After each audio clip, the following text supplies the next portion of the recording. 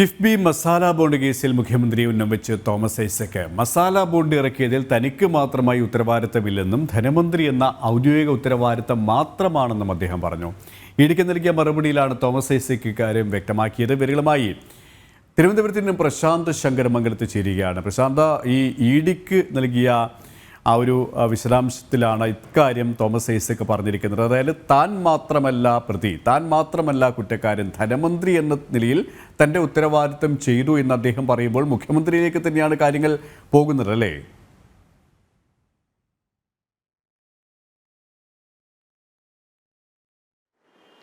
തീർച്ചയായും തോമസ് ഐസക്കിന്റെ മറുപടിയിൽ നിന്ന് നമുക്ക് മനസ്സിലാക്കാൻ കഴിയുന്നത് ഇത് മുഖ്യമന്ത്രിയെ കൂടി ലക്ഷ്യം വെച്ചിട്ടുള്ളതാണ്, ഉന്നം വെച്ചിട്ടുള്ളതാണെന്നാണ് മനസ്സിലാക്കാൻ കഴിയുന്നത്. എന്തായാലും ഈ കേസിൽ ഇതുവരെ മസാല ബോണ്ട് കേസുമായി ബന്ധപ്പെട്ട് 2 തവണ ചോദ്യം ചെയ്യലിന് തോമസ് ഐസക്കിനെ വിളിച്ചിരുന്നു. 2 തവണയും ഹാജരായിരുന്നില്ല. ഒന്ന് ജനുവരി 12-ാം തീയതിയായിരുന്നു, മറ്റൊന്ന് കഴിഞ്ഞ ദിവസം, അതായത് ജനുവരി 22-ാം തീയതിയാണ്. ഈ രണ്ട് ദിവസവും ചോദ്യം ചെയ്യലിന് ഹാജരാകാൻ കഴിയില്ല എന്ന് നേരത്തെ തോമസ് ഐസക് അറിയിക്കുകയും ചെയ്തു. ഈ ലണ്ടൻ സ്റ്റോക്ക് എക്സ്ചേഞ്ച് വഴി കിഫ്ബിയുടെ ധനസമാഹരണവുമായി ബന്ധപ്പെട്ട നടന്ന അഴിമതിയിലാണ് ഇപ്പോൾ കിഫ്ബിയുമായി ബന്ധപ്പെട്ട അഴിമതി, അതുമായി ബന്ധപ്പെട്ടാണ് ഇപ്പോൾ ഇഡി ചോദ്യം ചെയ്യലിന് വിളിച്ചിരുന്നത്. അതായത് CAG-യുടെ അടക്കം റിപ്പോർട്ടുകൾ ഉണ്ടായിരുന്നു. ഇതുമായി ബന്ധപ്പെട്ട വലിയ അഴിമതി ഉണ്ടായിട്ടുണ്ട്. റിയൽ എസ്റ്റേറ്റ്, ഈ വകമാറ്റി റിയൽ എസ്റ്റേറ്റുമായി ബന്ധപ്പെട്ടുള്ള എല്ലാം, റിയൽ എസ്റ്റേറ്റ് മേഖലകളിലേക്കെല്ലാം വകമാറ്റി ചെലവഴിച്ചു എന്നതടക്കമുള്ള ഒരു വലിയ CAG-യുടെ റിപ്പോർട്ടുകളെല്ലാം ഉണ്ടായിരുന്നു. ഇതിന്റെ അടിസ്ഥാനത്തിലാണ് ഇഡി കേസെടുക്കുന്നത്. കേസെടുത്തതിനു ശേഷം കിഫ്ബിയുടെ CEO-യും അതുപോലെ തന്നെ മുൻ ധനമന്ത്രിയായിരുന്ന തോമസ് ഐസക്കിനെയുമാണ് ചോദ്യം ചെയ്യലിന് വിളിച്ചത്. എന്നാൽ ചോദ്യം ചെയ്യലിന് ഹാജരായതില്ല. 2 തവണയും ചോദ്യം ചെയ്യലിന് ഹാജരായില്ല. അതിനുശേഷം കൊടുത്ത മറുപടിയിലാണ് തനിക്ക് മാത്രമായി ഒരു ഉത്തരവാദിത്തം ഇതിലില്ല, ഈ കേസിലില്ല. അതായത് മുഖ്യമന്ത്രി കൂടി ചെയർമാനായ ഒരു സമിതിയുടെ ആയിരുന്നു തീരുമാനം. ആ തീരുമാനം നടപ്പിലാക്കുന്നതിന് ഭാഗമായി ഉണ്ടായിരുന്നു എന്ന് ഒഴിച്ചു കഴിഞ്ഞാൽ മറ്റൊന്നും തനിക്കറിയില്ല എന്ന തരത്തിലൊരു മറുപടി ഇപ്പോൾ നൽകിയിരിക്കുന്നത്. അതായത് ഈ കേസുമായി മുന്നോട്ട് പോകാനാണ് ഇഡിയുടെ തീരുമാനം. ശക്തമായി ഒരു പിടിമുറുക്കിക്കൊണ്ടിരിക്കുകയും കൂടിയാണ്. അതായത് ഈ കേസിൽ ഇഡി ശക്തമായി തെളിവുകളെല്ലാം ശേഖരിച്ചുകൊണ്ട് മുന്നേറുന്ന ഒരു സാഹചര്യം കൂടിയുണ്ട്. അപ്പോൾ പ്രശാന്ത്, ഇവിടെ ഈ മുൻ ധനമന്ത്രി തോമസ് ഐസക് നേരത്തെയും മുഖ്യമന്ത്രിക്കെതിരെയും സംസ്ഥാന സർക്കാരിനെതിരെയും അതിരൂക്ഷമായ ചില വിമർശനങ്ങൾ നടത്തിയിരുന്നു. കടുത്ത സാമ്പത്തിക പ്രതിസന്ധിയിലൂടെ സംസ്ഥാനം കടന്നു പോകുമ്പോൾ ചില വീഴ്ചകൾ അദ്ദേഹം ചൂണ്ടിക്കാണിച്ചിട്ടുമുണ്ട്. ഇപ്പോൾ ഈ ഇഡിക്ക് നൽകിയ മറുപടിയിൽ മുഖ്യമന്ത്രിയെ ഉന്നം വെക്കുമ്പോൾ ഇത്തരത്തിലുള്ള ഒരു സാമ്പത്തിക പ്രതിസന്ധിയിലേക്ക് നയിച്ച സാഹചര്യങ്ങളുമായി ബന്ധപ്പെട്ട് മസാല ബോണ്ടുമായി ബന്ധപ്പെട്ട് കൃത്യമായ ഉത്തരവാദിത്തം മുഖ്യമന്ത്രിക്കുണ്ട്, മുഖ്യമന്ത്രിയുടെ ഇടപെടലിൽ തന്നെയാണ് ഇത്തരത്തിലുള്ള സാഹചര്യം വരുത്തി വച്ചത് എന്ന് പറയാതെ തന്നെ വ്യക്തമാക്കിയാണ് അദ്ദേഹം, അല്ലേ?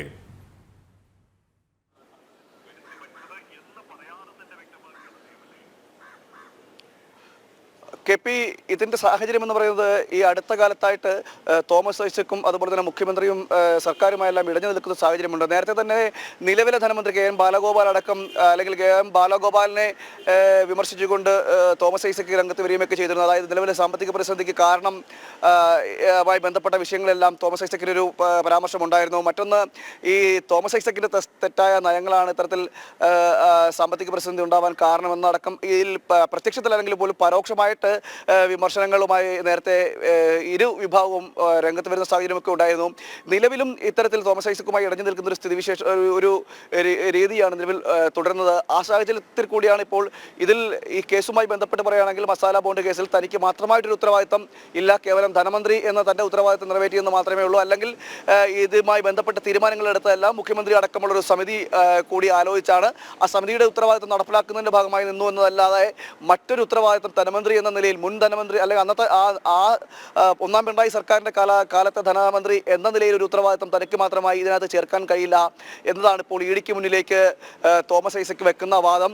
ഈ കേസിൽ നേരത്തെ തന്നെ ഈ വലിയ അഴിമതി നടന്നിട്ടുണ്ട്, അല്ലെങ്കിൽ ഈ ധനവിനിയോഗത്തിൽ തെറ്റായ രീതിയിൽ ധനവിനിയോഗം നടന്നു എന്നുള്ള വകമാറ്റി ചിലവഴിക്കൽ നടന്നു എന്നതടക്കം ഈ ഇഡിയും കണ്ടെത്തിയിരുന്നു. അങ്ങനെ തോമസ് ഐസക്കിന് ഇഡിയുടെ കുരുക്ക് മുറുകുന്ന സാഹചര്യം കൂടി നിലവിലുണ്ട്. അതുകൊണ്ട് തന്നെയാണ് ഇപ്പോൾ ഈ ചോദ്യം ചെയ്യലിന് ഹാജരാകാത്തത്. ഇനി ഈ സ്ഥിതി തുടർന്നു കഴിഞ്ഞാൽ കൂടുതൽ നിയമ നടപടികൾ കടുപ്പിക്കുന്ന നിലയിലേക്ക് ഇഡിയും ചെന്നെത്തുകയും ചെയ്യും. എന്തായാലും 2 തവണ ചോദ്യം ചെയ്യാൻ വിളിച്ചിട്ടും തോമസ് ഐസക് ചോദ്യം ചെയ്യാൻ പോയതുമില്ല. അതായത് ആരോഗ്യപരമായ കാരണങ്ങൾ കൊണ്ടാണ് കഴിഞ്ഞ ദിവസം ചോദ്യം ചെയ്യാൻ ഹാജരാകാൻ കഴിയില്ലെന്ന് തോമസ് ഐസക് അറിയിക്കുക കൂടി ചെയ്തത്.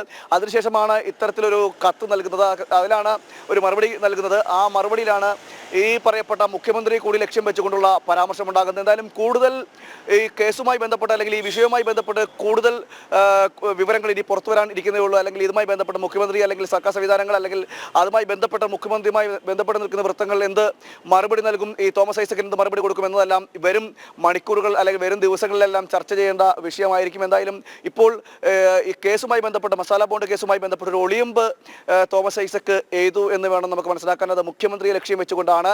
ഇഡിക്ക് കൊടുത്ത മറുപടി കത്തിലാണ് ഇത്തരത്തിൽ മുഖ്യമന്ത്രിയെ കൂടി ലക്ഷ്യം വെച്ചുകൊണ്ടുള്ളൊരു ഒളിയമ്പ് തോമസ് ഐസക്ക് എഴുതിയിരിക്കുന്നത്. KP. യെസ്, മുഖ്യമന്ത്രി പിണറായി വിജയനെതിരെയും സംസ്ഥാന സർക്കാരിനെതിരെയും ഒളിയമ്പെയ്ത മുൻ ധനമന്ത്രി കൂടിയായിട്ടുള്ള തോമസ് ഐസക് മസാല ബോണ്ട് വിഷയത്തിൽ ഇഡിക്ക് നൽകിയ മറുപടിയിലാണ് അദ്ദേഹം കാര്യങ്ങൾ വ്യക്തമാക്കിയിരിക്കുന്നത്. പ്രശാന്ത് ശങ്കർമംഗലത്താണ് വിവരങ്ങൾ നൽകിയത്.